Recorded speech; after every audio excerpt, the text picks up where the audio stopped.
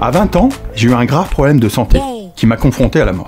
À partir de ce moment-là, j'ai décidé que je ne voulais plus survivre, mais vivre. J'ai alors pris conscience de l'importance de la respiration. J'ai tout d'abord expérimenté sur moi, puis devenu kinésithérapeute, j'ai validé mes découvertes avec mes patients. J'ai accompagné des sportifs de haut niveau pour comprendre le lien entre la respiration et son action mécanique sur notre corps, mais aussi à travers des formations, et ceci depuis plus de 25 ans.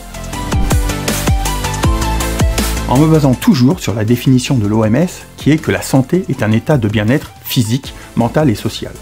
J'ai acquis la conviction que la respiration est la clé de voûte de la vie. C'est d'ailleurs ce que j'ai expliqué lors de mon intervention au dernier congrès international de la respiration. En effet, respirer peut sembler naturel. Le diaphragme descend, l'air rentre, et quand il remonte, l'air sort. Ça fonctionne comme un piston. Nous respirons plus de 24 000 fois par jour, sans nous en rendre compte. Pourtant, on n'utilise que 10 à 15% de nos capacités respiratoires. Et peut-être encore moins si l'on tient compte des événements difficiles vécus dans notre vie, qui ont pu déjà affecter notre respiration. De plus, la respiration ne se limite pas qu'à nous amener de l'oxygène.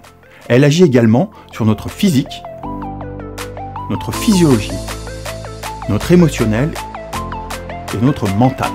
Et pour beaucoup de traditions ancestrales, comme le yoga ou la méditation, elle permet de se reconnecter à soi. C'est donc primordial de travailler différemment notre respiration. Plus précisément notre diaphragme, véritable outil thérapeutique d'une puissance extraordinaire, que l'on a tous, toujours à notre disposition. Mon objectif est donc que chacun puisse apprendre à utiliser et maîtriser toute la puissance de sa respiration.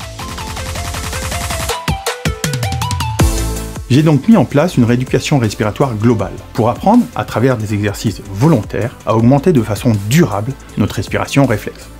En fait, il existe deux types de respiration. La respiration réflexe, c'est notre respiration naturelle inconsciente, et la respiration volontaire, c'est notre respiration contrôlée consciente.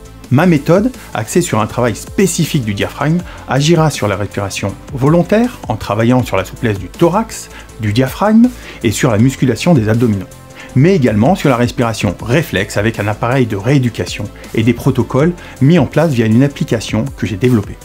Et pour transmettre ma méthode, je propose des formations aux professionnels, que vous soyez dans le domaine médical, paramédical, sportif ou dans le bien-être.